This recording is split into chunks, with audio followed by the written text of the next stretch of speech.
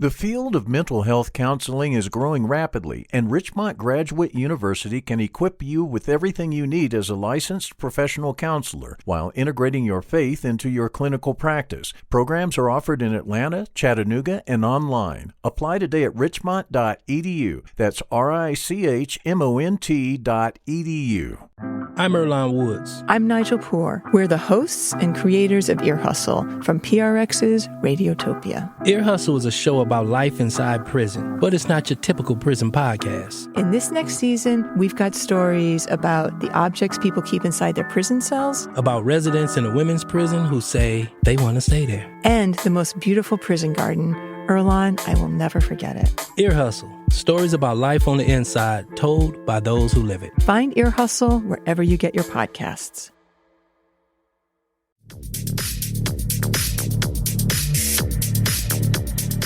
Welcome back to another edition of Political Breakfast, our second one for the week. We're so glad that we could bring this to you not once but twice every week. Republican strategist Brian Robinson is here. Tharon is off today. In again for Tharon is Saba Long. Good to see you both. Glad to have you here and glad we have more to talk about this week. Yeah. Well, this is one of the best weeks of the year in Georgia. Not only on Monday did we celebrate the 50th anniversary of Hank Aaron's record-breaking home run, which is just such a huge Georgia historical moment. What a marvelous moment for baseball.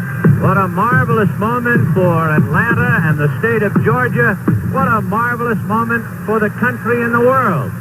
A black man is getting a standing ovation in the Deep South for breaking a record of an all-time baseball idol. Now we have the Masters starting on the day that this podcast drops and is on the air, and that is like a 13-month of revenue for the city of Augusta and just a cultural jewel and attraction for the state of Georgia. So just a great time to be a Georgian. And the eclipse. And we the had the eclipse happened. Yeah. We survived the eclipse. It was a little cloudy. Yeah, what a week for Georgia. Yeah, we played a clip reliving that moment when he hit 7:15, and it just, it just always brings chills. One thing about Atlanta that's neat, if you've kind of been in professional circles here for some time, is like all of the people who are like the biggest civil rights names are people that you would see at events, right? I mean, these people who would be in history books in 100 years, like you would just see them around and they're normal people. And for those who've been around here, like at the state capitol, Hank Aaron loved politics, so he would come to the Capitol a lot. So I got a picture of him when I was like 20 years old as an intern. Oh, nice. And it's just one of the coolest things that because he's in Atlanta and we got to kind of be in the presence of greatness, someone who is a legend. And, it's cool. You have Hank Aaron, and then like in every baseball park in America, there's the 42 retired in the outfield. Mm-hmm. And Jackie Robinson, of course, was born in Cairo, Georgia. Right. No relation, by the way.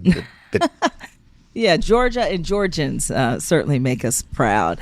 I wanted to begin this week by chatting about a story we ran last week, but it's still making news, where Georgia First Lady Marty Kemp says as of now, she would not vote for former President Donald Trump. And here's what she said right after making that statement.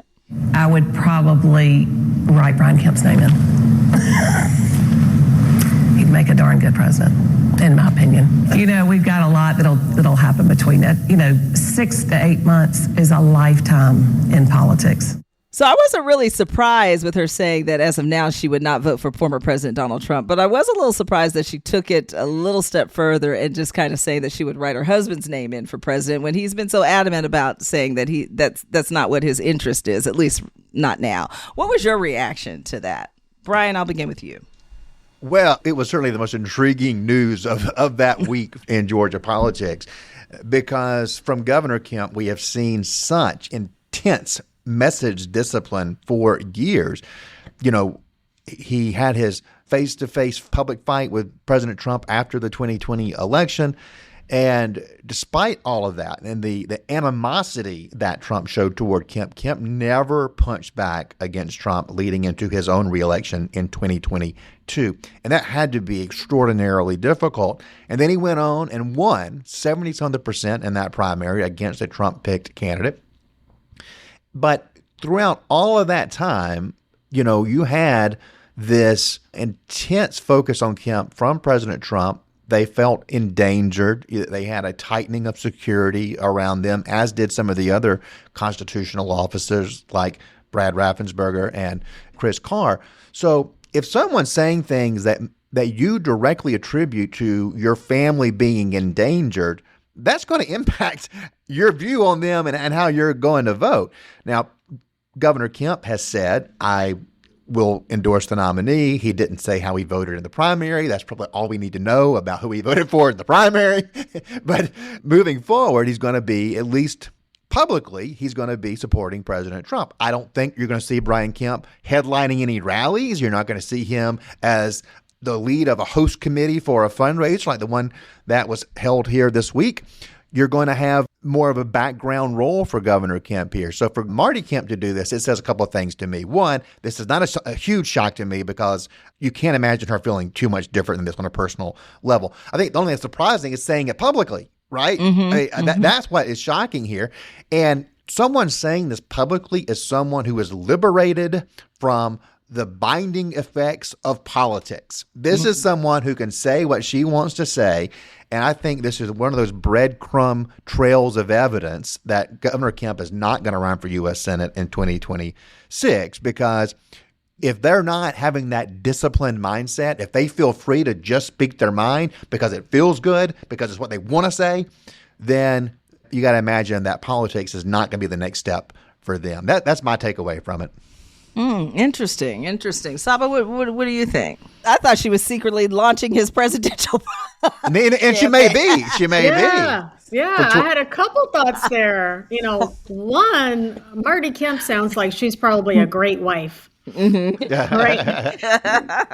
Standing up for her man. Right. And I think that maybe she needs to talk to a couple of other folks, like maybe Ted Cruz. That's one example of someone who Trump went after his family, and Cruz still prostrated himself in front of Trump. So I hope that her saying that is an example for other Republicans across the state, across the country, who know that Donald Trump is not a good candidate for president on the Republican ticket. And there are other better options on the Republican ticket. One. Two, I kind of take your point, Lisa, that maybe they feel that this is the right thing to do politically, and to draw that line in the sand and say, this is what Liz Cheney has done, others have done. And I think ultimately history will reward that principle. Taking that stand to say, this is not the right person to lead our country, and I'm going to be unashamed about that. I think that history will reward that type of posture. Support comes from the Grady Health Foundation, presenting Move for Grady Saturday, April 27th. When you ride, run, or walk for Grady, you help our entire community thrive. There's a distance for everyone, and all proceeds benefit Grady Health System. More at moveforgrady.com. You love free, and at Ameris Bank, so do we. That's why we're proud to offer worry-free, hassle-free Ameris Bank free checking. Manage your money your way with convenient access to digital, mobile, and telephone banking, all with no monthly service fee or minimum balance requirements. At Ameris Bank, we're with you. For more information or to open an account, visit our local bankers in person or online at amerisbank.com/free checking. Other fees such as overdraft fees may apply. Ameris Bank, member FDIC, equal housing lender. But the Kemps are an anomaly, right? They're the exception that proves the rule. So, for Ted Cruz, going back to that example, what Saba's saying is right, but his strategy worked. He got reelected to the Senate. He's still viable within the Republican Party. He kind of did what he had to do to be relevant and stay in the game. The Kemps stood up to Trump and survived. And that has not happened very much anywhere in the country. What happened here was not replicated in another state where you not only had the incumbent Republicans who stood up to Trump win, but win by massive margins and then go on to win big general election victories in November. So we're not the case study of what has worked. We're this anomaly. And so I don't know what lessons that they've drawn from it, but what they have done hasn't been done elsewhere. And it's hard to see how it can be replicated. Is she setting up 2028? Is she hinting at something? Very possibly. Look, Brian Kemp wouldn't like being in the U.S. Senate. And no one's going to believe me when I say this, because everywhere I go, people are like, Brian's running against Jon Ossoff, right? I really just don't think so. When you're governor of Georgia, that's a really cool job. I mean, you get security detail, you get the best public housing in Georgia there on West Paces Ferry. When you fly somewhere, the troopers take you to the side of the plane, and now you're going to go to being the average Joe who's standing in line at TSA every week, flying to Washington, where you're one of 100, right? One of 100 in a body where nothing happens. Right? He would go nuts. He would go nuts. Yeah. But look, the guy has got a profile because of what he has done. He's got a conservative record. He's not like taking on Trump and then been like this moderate hero. He's very conservative. He's got a message that a post-Trump Republican Party may be interested in, because he hasn't thrown Trump under the bus either. Maybe Mrs. Kemp is doing that to some degree here. But he's got a viable pathway, and he's a legitimate candidate going into 2028 cycle. That's far, far away. But one thing we saw in 2022, and this is at that height where we didn't know which way the pendulum was going to swing for Brian Kemp. Was he going to be the next guy who's a victim of Trump? Or was he going to emerge victorious against all the odds? Even in that uncertainty, he was able to go into the biggest donors' rooms across the country, and they loved him. He was wildly popular with these deep-pocketed Republican donors. That network would be the foundation that would launch him in 2028. He needs a message. He needs a vision for America, just like I say for Trump. But he's got a compelling message to make. Who in American politics has been more courageous than he was in 2020, whether it was COVID or the 2020 election? That's pretty strong. Yeah, he's on this honeymoon that just will not end, right? Since his first. That's true. Saba, I don't know. What are your thoughts? There has to be more for Governor Kemp after his second term in politics. Possibly. Or he could also be setting up Marty for a career in politics as well. That's possible too. But I think part of what has made Kemp so successful is that he hasn't really received the level of pushback that you would expect from a Republican governor by Democrats across the state. There's been some pushback, but time and time again, I remember in 2020, there was a call of Democrats who were considering, should we try to recall the governor because of his COVID response, right? And this was early in COVID. But that level of arranging, of trying to figure out what to do politically, that has not, I haven't seen that happen since. So that ultimately, I think, has led to why he has been so successful. And I think also he's generally seen as a likable, affable guy. And that is the other part of what has made him successful. Yeah, no, all of those political strengths that Saba mentioned are dead on.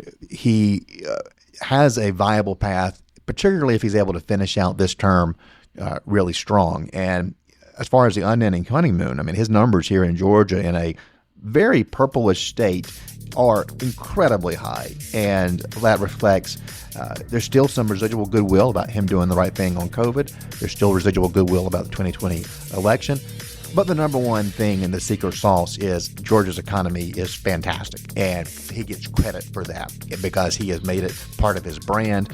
Like what's going on, whenever you drive down I-16 and you see that massive Hyundai plant, that is Brian Kemp's tattoo on his branding, right? It's just this massive, massive development out there. And that's kind of what he gets credit for. And that's good politics.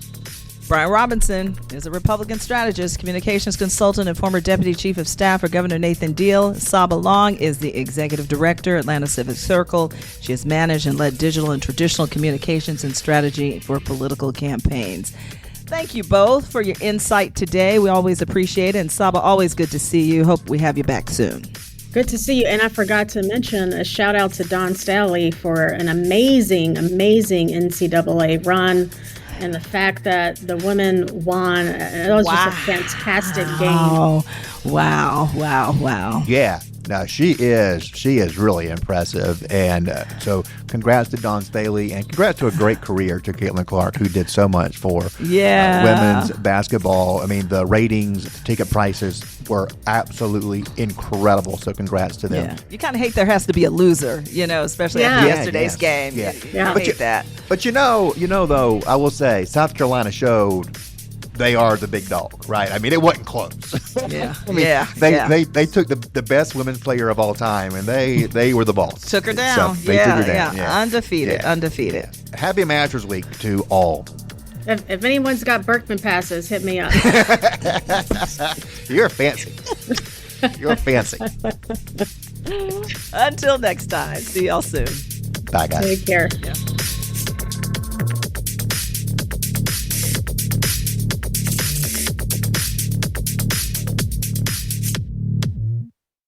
At a time when information continues to come at us faster and faster, sometimes you need to hit pause and rewind. NPR's Throughline takes you back in time to the source of the news stories filling your feed. Find NPR's Throughline wherever you get your podcasts. Have you donated to WABE yet? I know you've heard us talking about why it's important, but it doesn't have to be this big decision. You can give at whatever amount fits your budget. It can be a spur-of-the-moment thing. You already get so much out of public radio, so just go for it. Visit wabe.org/donate and become a member right now. And thank you.